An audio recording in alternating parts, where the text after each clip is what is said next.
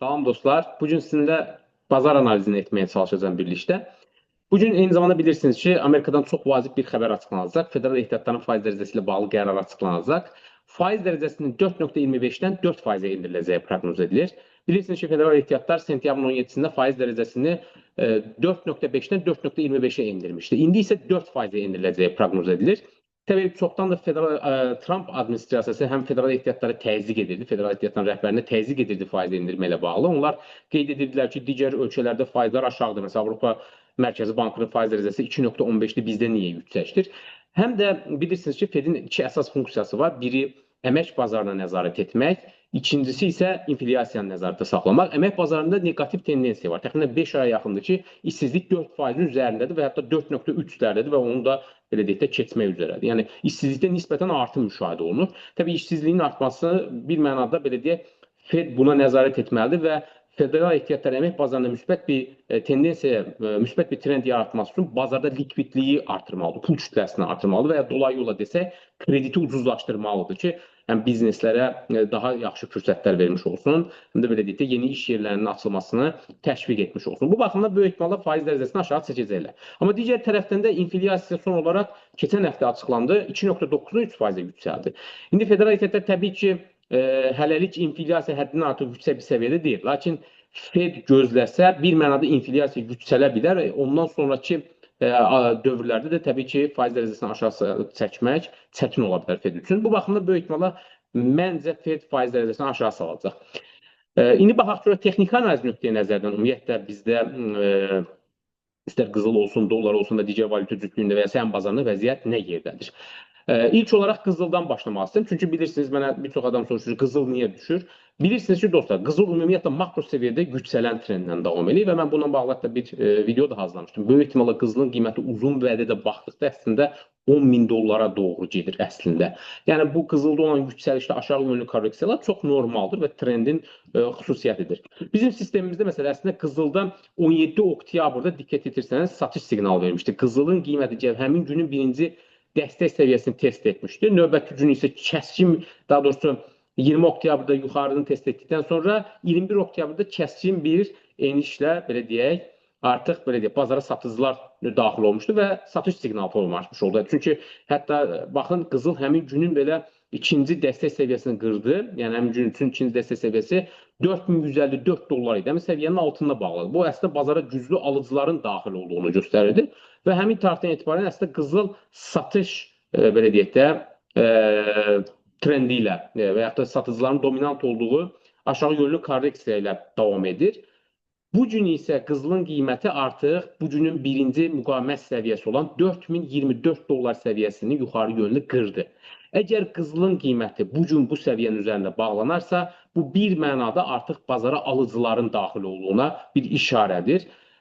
Və məncə əgər qızıl dediyim kimi bu gün 4024 dolların üzərində bağlanarsa, bu bazarda alış fürsəti yarada bilər. Yəni növbəti gün üçün bazarda alış fürsəti yarada bilər və bir mənada artıq qızılda aşağı yönlü korreksiyanın başa çatdığını göstərən bir işarə ola bilər. Əlavə olaraq da bilirsiniz ki, əgər federal ehtiyatlar bazarda pul kütləsini çoxaldırsa, bu bir mənada inflyasiyanın yüksəlməsinə, dolların ucuzlaşmasına və yaxud da inflyasiyanın yüksəlməsinə və dolayı yola da əslində qızılın qiymətinin yüksəlməsinə belə deyək, müsbət təsir edir. Yəni bunu da diqqətdə saxlamaq lazımdır.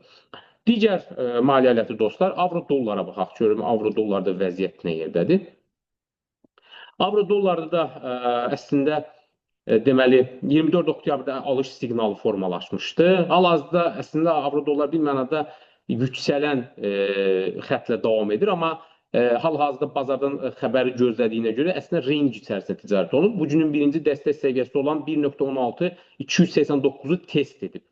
Qiymət əgər bu səviyyənin altında bağlanmazsa, yəni 1,16 289-un altında bağlanmazsa, məncə hələlik avro-dollar valyuta cütlüyündə yüksəliş davam edə bilər. Yox, əgər bu səviyyə çox kritikdir, bugünkü birinci dəstək səviyyəsi olan 1,16 289 qırıb onun altına bağlansa, bu artıq bazara satıcıların girdiyini və bazarda satıcıların güclü olduğuna dair bir işarədir. Başqa bir alət, funta baxaq dostlar, İngilis funtuna baxaq.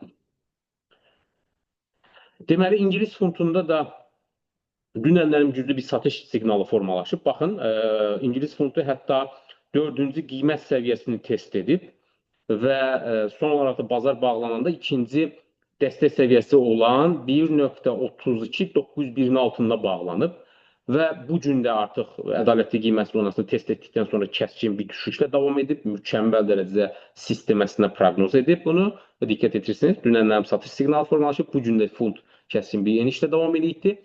İndi təbii Amerikadan federal ehtiyatdan faiz qərarı gözlənir, amma əgər bu gün ərzində 1.33-452 səviyyəsi qırılıb qiymət onun üzərində keçməzsə, onun üzərində bağlanmazsa belə deyək, məncə fundda da eniş davam edə bilər. Okey dostlar, başqa maliyyə aləti baxaq. AUD-USD-yə baxaq. AUD-USD.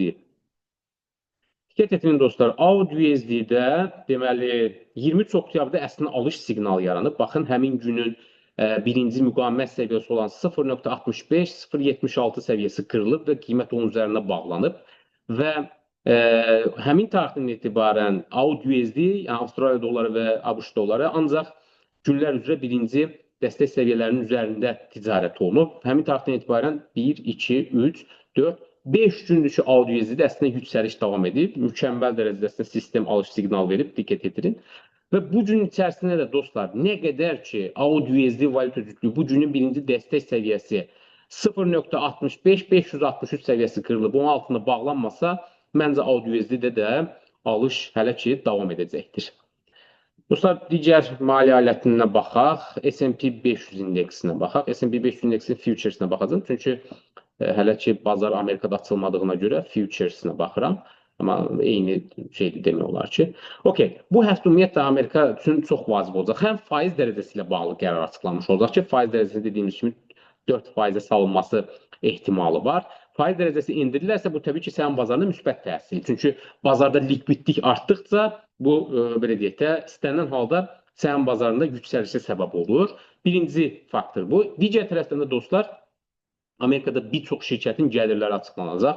Böyük yeddilik dediyimiz, istər Facebook olsun, Nvidia olsun, Tesla olsun, Apple olsun, bir çoxsunun artıq gəlirləri açıqlanacaq ki, bu da bir mənada bazarda böyük bir volatilliyə səbəb ola bilər.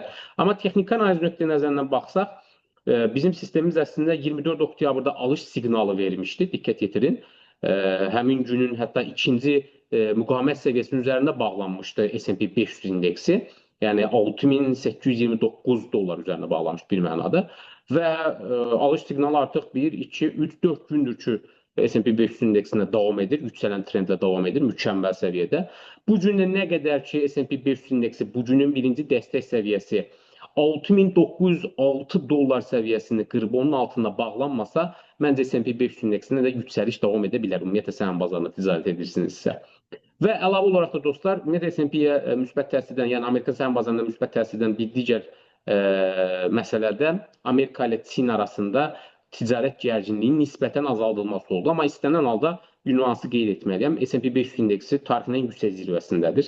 Yəni yuxarı getmə, belə deyək də, hədəfi az, amma aşağı enmə potensialı çox böyükdür bir mənada. Çünki əgər burada hər hansı bir sistematik risk yaradan bir faktor olarsa, həqiqətən S&P 500 indeksində böyük bir eniş ola bilər ki, təbii bunun biz zamanını bilmirik. O risk hardan gələ bilər, necə gələ bilər, onu bilə bilmirik. Yəni hər hansı bir Black Swan hadisəsi baş versə, böyük bir səhəm bazarında eniş ola bilər. Bu baxımdan hər zaman əməliyyat açarkən stop losslar qoymalısınız təbii ki, və hər hansı bir səhm alarkən ən azı stop losslardan və s. istifadə etmənizi tövsiyə edirəm. Belə dostlar, istəsəniz bir də Bitcoin-ə baxa bilərik. Bitcoin USD-yə də baxa bilərik, kripto ilə ticarət etmək istəyənlər üçün. Ümumiyyətlə, onun da siqnalı nə yöndədir? Mən texniki analiz nöqteyi nəzərindən. Yer gəlmişkən bilirsiniz, bazarda əslində likvidliyin artması, yəni dolların ucuzlaşması və eyni zamanda federal ehtiyatdan faiz dərəcəsinin aşağı salması bir mənada kriptoya da müsbət təsir edir. Amma texniki analiz nöqteyi nəzərindən baxın, bizdə sistem əslində Bitcoin-də 23 oktyabrda alış siqnalı vermişdi. Həmin günün birinci müqavimət səviyyəsi 109 dollar səviyyəsi qırılmışdı. 109-137 dollar səviyyəsi qırılıb, onun üzərində bağlanmışdı qiymət. Və həmin tarixdən etibarən əslində Bitcoin-də yüksəliş davam edib. Diqqət etirin, 1, 2, 3, 4, 5, 6 gün əslində davam edib.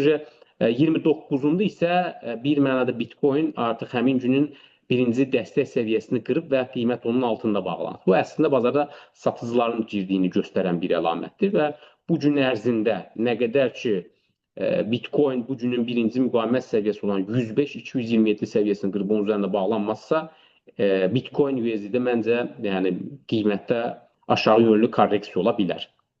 Dostlar, bu qədər. Ümid edirəm faydalı olmuşdur. Bizi Telegramdan izləyə bilərsiniz. İstənilən sualı yaza bilərsiniz. YouTube kanalımızdan da izləyə bilərsiniz. Facebook səhifəmizdən izləyə bilərsiniz və Telegramda hər hansı bir sualınız olsa bizimlə paylaşa bilərsiniz. Sağ olun dostlar.